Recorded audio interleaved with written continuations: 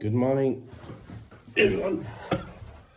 आज चाहिँ म कालिम्पोङमा आएको छु। हिजो राति मैले एउटा न्युज पाएँ। 10 तारिक चेक ल्याउनु बोलाउनु भएको छ अरे रङ्गमञ्च भवनमा। श्रीमती ममता ब्यानर्जीले दिनुहुन्छ अरे, या त हाम्रो अनित दाजुले दिनुहुन्छ होला, I don't know. But let's see. On 10th 10 तारिक बोलाएको छ अरे। र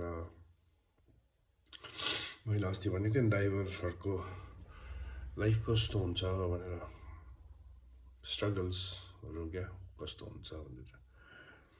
हामी अब यसरी कालिम्पोङ, गान्तोक जग्गा जग्गामा जान्छौँ, सिटङहरू हुन्छ होइन।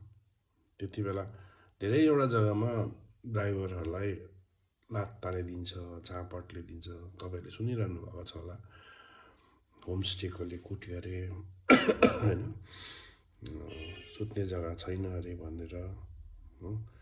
जो ड्राइभरले लगेर उहाँहरूलाई बिजनेस दिनुहुन्छ त्यही ड्राइभरहरूलाई नै अवहेलना गरेर गाडी राख्नु नदिने, गाडी राख्नु पाउँदैन त यहाँ भन्छ होइन। भन्नु चाहिँ त्यही ड्राइभरलाई गाडी राख्नु छोड्नु न, पिसा पाउँदाखेरि अब मान्छेलाई कतिवटा यस्तो वर्डहरू दिए पनि उयो हुन्छ होला।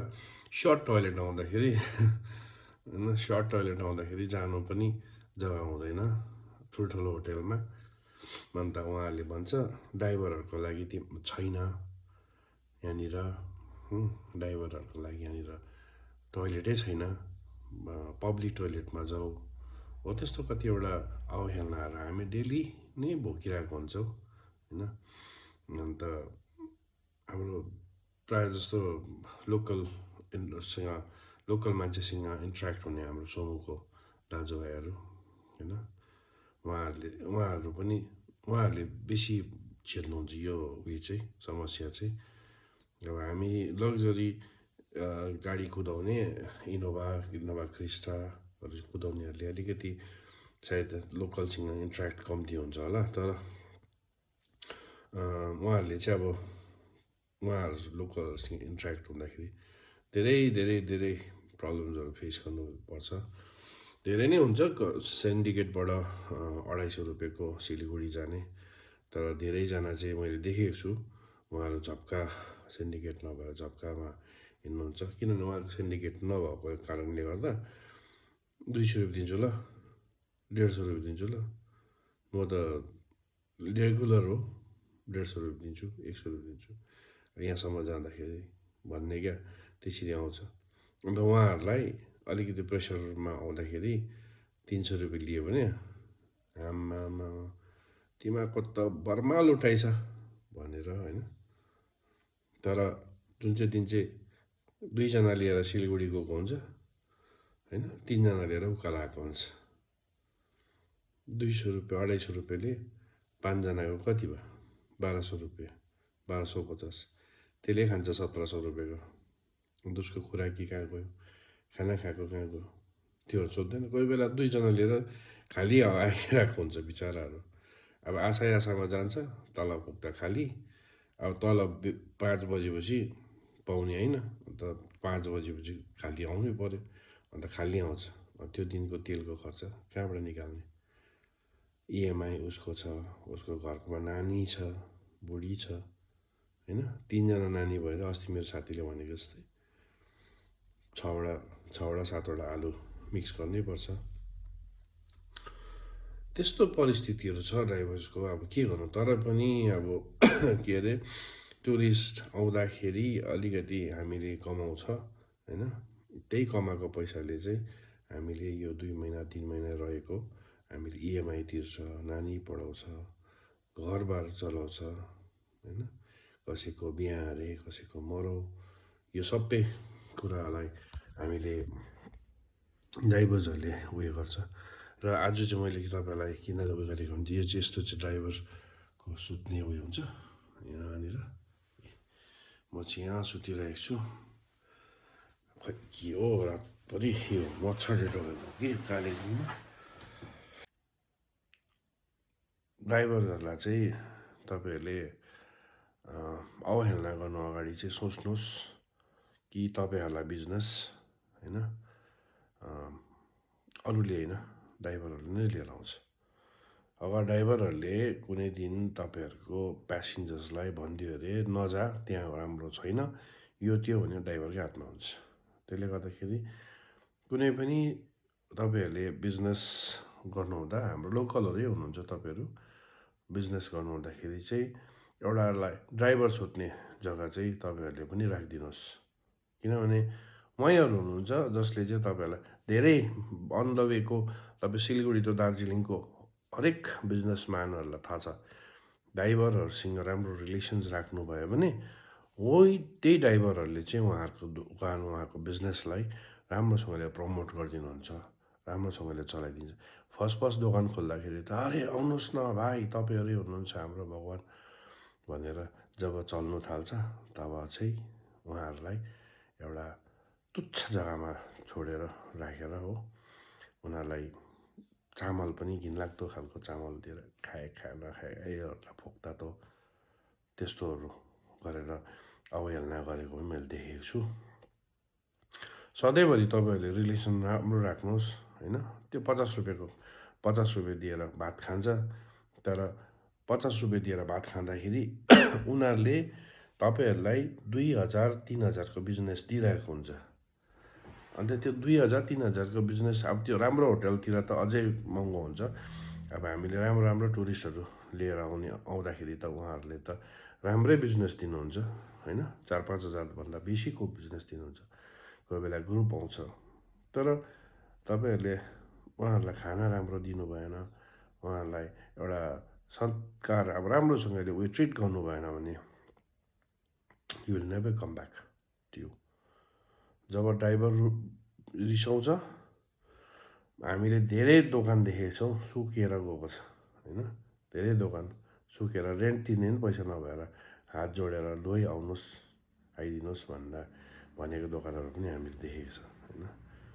अन्त मेन लाइनको त्यो त उयसहरू हाम्रो साथीभाइहरू हामी लग्जरीको यो इनोभा क्रिस्टा कुदाउनेहरूको अर्कै छ। फेरि हाम्रो ट्रकको दाजुभाइहरूको कस्तो बिजोग छ देख्दाखेरि यिनीहरूको त तर रातभरि कुदाउनुपर्छ बिचराहरूले। तल हामी जब उयसमा एसीमा मजाले बसिरहेको हुन्छ एयरपोर्टमा हाम्रो प्यासेन्जर्सहरू पर्खिँदा हामी त्यति गरम पनि सहनु सक्दैन तर उनीहरूकोमा अप्सनै हुँदैन न एसीको न केको होइन। हामीले देखेको छ नि थुप्रै दाजुहरू हाम्रो भाइहरूलाई साथीहरूलाई तुर क्या त्यो नालीबाट पसिना तुर चुँदै त्यो ट्रकको पछाडि डोरी बाँधेर आएर होइन कहिले पाहाड चढ्नु फेरि उहाँहरूलाई नै त्यो स्कुलमा के अरे चिमुलबारीको त्यहाँनिर लस्करै लाइनमा रोकिरहेको हुन्छ। अब हुन्छ त्यो कतिवटा उहाँको यो ट्राफिकको नियमहरू छ त्यसलाई नमान्नु होइन भनेको होइन मान्नुपर्छ। मैले त्यहाँ उहाँको दुखेसु भनिदिएको होइन। हामीले देखेको छ हामी अगाडि अब लोड गाडी हिँड्दा टाढा टोटो हर्न बजाउने हामीहरू हुन्छ होला हाम्रै भाइहरू हुन्छ हतार हुन्छ हामीलाई पनि टुरिस्टलाई कहिले घर पठाउनु। उनीहरूलाई पनि त्यस्तै हुन्छ कि उनीहरूलाई पनि अब कहिले यो हप्ता गइहालोस् आरामले जान्छु भन्ने उहाँहरू त आरामले आउनुहुन्छ त्यत्रो लोड बोकेर होइन। आफ्नै दुःख छ राति 2 बजी उठेर माल अनलोड गर्नु जानु पऱ्यो 2 बजी गएर अनलोड गरेन भने फेरि उहाँहरूलाई नो एन्ट्री लाग्छ। नो एन्ट्री लाग्यो भने फेरि फाइन लाग्छ होइन। त्यस्तो थुप्रै आफ्नै छ। फेरि हाम्रो पिकअपको भाइहरू छ पानी बोक्ने पिकअप भयो ठुलै गाडीको नि पानीको बिजनेस गर्नेहरू उहाँहरूलाई कतिको धेरैको दुःख छ झन्। उहाँहरू त उयो के अरे नाइट ड्युटी गरेको जतिकै रातभरि पानी बोकिरहेको हुन्छ। मैले देखेको छु म राति 12 बजी आउँदा पनि दादा भनेर त्यो भाइहरू रामाडामा पानी बोकिरहेको हुन्छ। कतिजना यता आलुबारीपट्टि हाम्रो भाइहरू छ पिकअपमा बोक्ने भाइहरू उनीहरू रातभरि ड्युटी गर्छ, प्लस ड्युटी दिउँसो पनि कतिवटा बोकिरहेको हुन्छ होइन पिकअपहरूले। तर पनि मैले देखेको चाहिँ ड्राइभर्सहरूलाई अब धेरै हेला गर्छ मान्छेहरूले।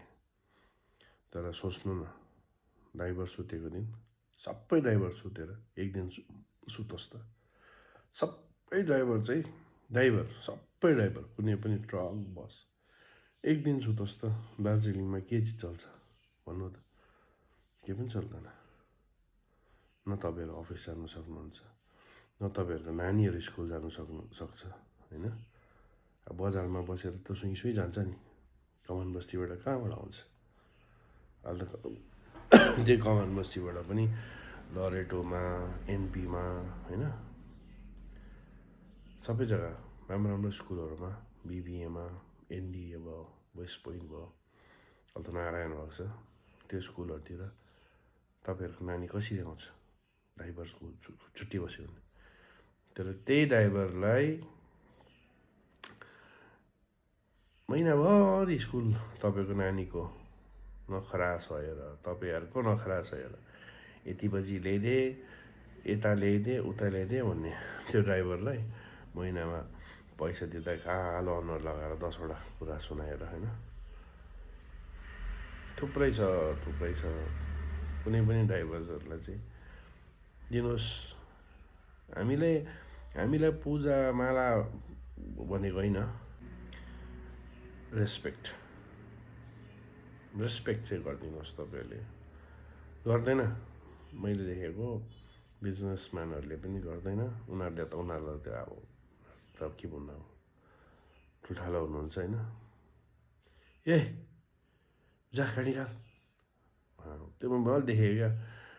अरे यार, तपाईँभन्दा सिनियर हो, तपाईँभन्दा ठुलो, दा गाडी निकाल्नुहोस् न, त्यो पनि हुन्छ नि। यही गाडी निकाल, त्यस्तोहरू युज नगरिदिनुहोस्।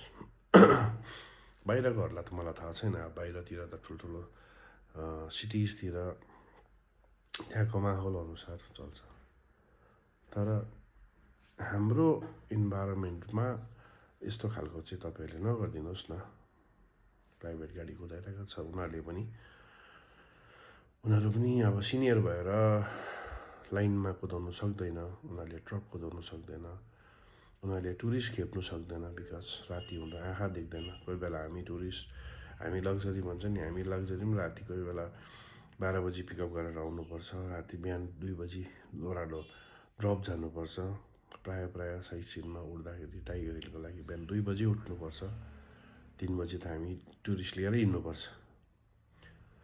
त्यस्तोहरू देख्दाखेरि चाहिँ धेरै क्या, टुरिस्टको त अब पनि नसक्नु छ नि कथा। बिसी भनेर त कति अब झगडा हुन्छ नि। त्यसले गर्दाखेरि अलिकति रेस्पेक्ट गरिदिनुहोस्, रेस्पेक्टफुल्ली बात मारिदिनुहोस्। ड्राइभर भन्ने बित्तिकै अवहेलना नगरिदिनुहोस् तपाईँहरूले भन्दै रिक्वेस्ट गर्छु। Love you, driver unity.